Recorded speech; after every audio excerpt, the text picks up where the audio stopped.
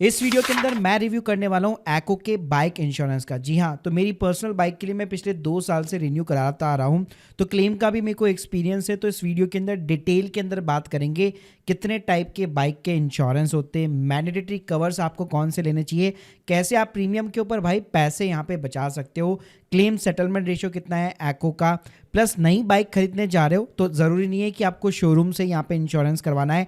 IDV value क्या होती है, डेप्रिसिएशन क्या होता है, पर्सनल एक्सीडेंटल कवर आपको कैसे लेना होता है, प्रीमियम का ब्रेकडाउन बताऊंगा, नो क्लेम बोनस आप कैसे ले सकते हो, क्लेम का क्या प्रोसेस रहता है, तो सारी जानकारी दूंगा एक ही वीडियो के अंदर। तो प्लीज पूरा वीडियो जरूर देखिएगा। और स्टार्ट करने से पहले बताना चाहूंगा एक्को की साइट के ऊपर अगर भाई स्पेशल डिस्काउंट चाहिए प्रीमियम के ऊपर, एक्सक्लूसिव लिंक मैंने डिस्क्रिप्शन बॉक्स में दे रखी है। तो सबसे पहले देखो, अगर मैं बाइक इंश्योरेंस के टाइप की बात करूं तो 2 टाइप के बेसिकली इंश्योरेंस होते हैं। एक होता है थर्ड पार्टी इंश्योरेंस, जो गवर्नमेंट का लॉ है कि आपको कंपलसरी है भाई करवाना, मतलब बाइक चाहे कितनी भी पुरानी क्यों ना हो जाए, थर्ड पार्टी उसका इंश्योरेंस होना चाहिए।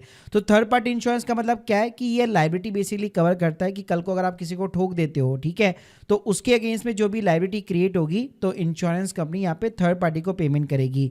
एक होता है आपका कॉम्प्रिहेंसिव, यानी ओन डैमेजेस भी शामिल है उसके अंदर और थर्ड पार्टी भी शामिल है। ओन डैमेजेस का मतलब क्या हो गया कि आपकी गाड़ी कल को चोरी हो गई, ठीक है, बाइक चोरी हो गई, कल को आप मान लीजिए कहीं पे ठुक जाती है आपकी बाइक तो आपको रिपेयर कराना है, तो किसी भी टाइप की यहाँ पे जो है बेसिकली जो डैमेजेस होता है आपकी बाइक को वो सारा यहाँ पे कवर होता है।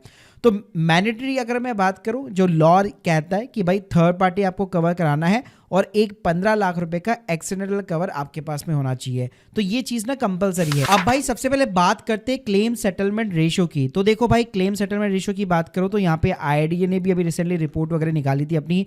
तो फाइनेंशियल ईयर अगर मैं 23-24 की बात करूँ तो बाइक का स्पेशली जो निकल के आता है बेसिकली 98.4% के आसपास एक्को का निकल के आता है। और आईआईडीए ने भी यहाँ पे जनरल इंश्योरेंस जो क्लेम होता है अक्रॉस द ऑल कैटेगरी, वहाँ पे भी ऑलमोस्ट जो है एक्को का यहाँ पे काफ़ी ज़्यादा अच्छा खासा है, 99% के आसपास है।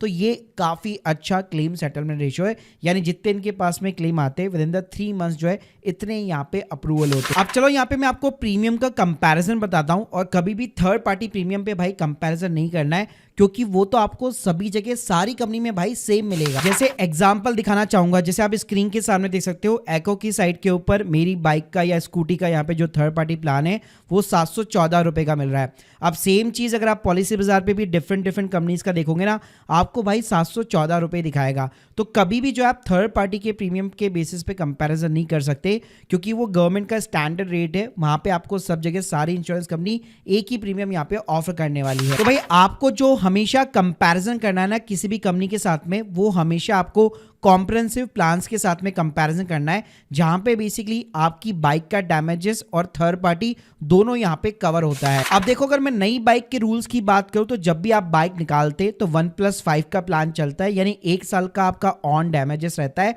और 5 साल का आपका थर्ड पार्टी रहता है। तो सेकेंड ईयर से आप खुद का भी यहाँ पे जो है ओन डैमेजेस यहाँ पे वापस आपको रिन्यू बेसिकली कराना पड़ता है। अब कई बार लोग गलती ये करते हैं कि ब्रांड न्यू बाइक का इंश्योरेंस भी जो है ना वो बेसिकली जहाँ से आप मतलब परचेज कर रहे हो वहीं से वहाँ पे बिना दिखे कंपैरिजन किए वहीं से खरीद लेते हैं। आपको ऐसा बिल्कुल भी नहीं करना। अगर आप एक्को की साइट के ऊपर भी जाओगे, नीचे की साइड में आप देख सकते हो यहाँ पे आपको ब्रांड न्यू जो बाइक्स होती है ना उसके ऊपर कंपैरिजन करने का ऑप्शन देखने को मिल जाएगा। तो यहाँ पे आप देख सकते हो सिंपली आपको यहाँ पे बाइक का मॉडल चूज करना है और ऑटोमेटिकली आईडीवी वैल्यू के ऊपर बेसिस पे आपको प्रॉपर यहाँ पे जो है प्लान का प्रीमियम दिखा देगा। अब यहाँ पे आपका जो भी प्रीमियम डिसाइड होता है ना वो हमेशा डिसाइड होता है आईडीवी वैल्यू के ऊपर। जी हाँ, जिसको हम लोग बोलते हैं इंश्योर्ड डिक्लेयर वैल्यू। तो ये मैक्सिमम वैल्यू है कि कल को अगर आपकी गाड़ी चोरी हो जाती है तो मैक्सिमम इतना अमाउंट जो है इंश्योरेंस कंपनी आपको देने वाली है। और लेट सपोज अगर टोटल लॉस के अंदर चल जाती है, एकदम ऐसे मतलब खराब हालत में ठुक जाती है, तो उस केस में भी इतनी ही वैल्यू आपको मिलेगी। तो भाई ये आईडीवी वैल्यू कैलकुलेट कैसे होती है, तो ये इसके ऊपर ना डेप्रिसिएशन लगता है, तो इसके लिए मैं आपको एक लिंक दे दूंगा डिस्क्रिप्शन बॉक्स में।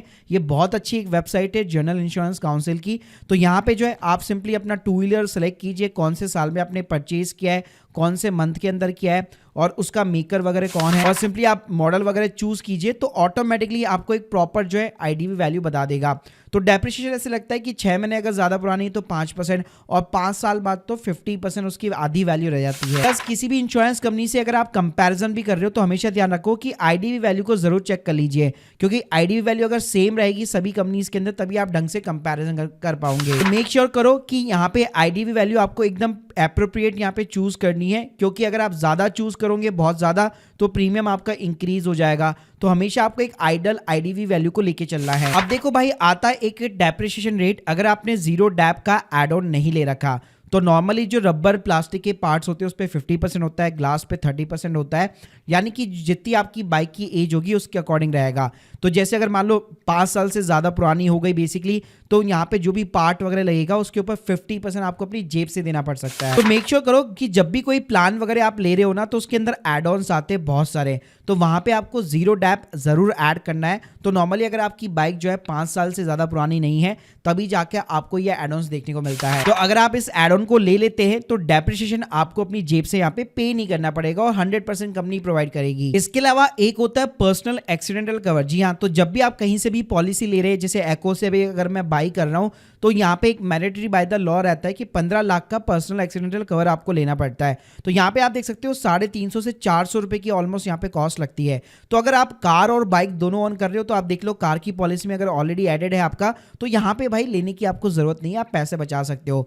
और कई बार ये होता है अगर आपके पास कोई ऐसा क्रेडिट कार्ड है, डेबिट कार्ड है, तो वहां पे भी आपको ये पर्सनल एक्सीडेंटल कवर देखने को मिल जाता है। तो अगर ऐसा है तो यहाँ पे आपको खरीदने की जरूरत नहीं है। अब गाइस यहाँ पे अगर मैं प्रीमियम का कंपैरिजन करना चाहूँ एको का और अदर कंपनीज के साथ में, तो यहाँ पे आप देख सकते हो अगर आईडीवी वैल्यू के ऊपर मेरे को एको जो है 862 के अंदर मेरे को 1 साल का यहाँ पे कॉम्प्रिहेंसिव प्लान बेसिकली ऑफर कर रहा है। तो इसको अगर मैं और कंपनियों के साथ में भी बेसिकली कंपैरिजन करना चाहूँ तो आप देख सकते हो कई सारी कंपनियां मेरे को जो है उतनी आईडीवी वैल्यू ऑफर ही नहीं कर रही। मतलब अगर 700 रुपये भी चार्ज कर रही तो आप देख सकते हो बजाज जैसी कंपनी सिर्फ 13,000 रुपये का मेरे को आईडीवी वैल्यू बेसिकली ऑफर करती है।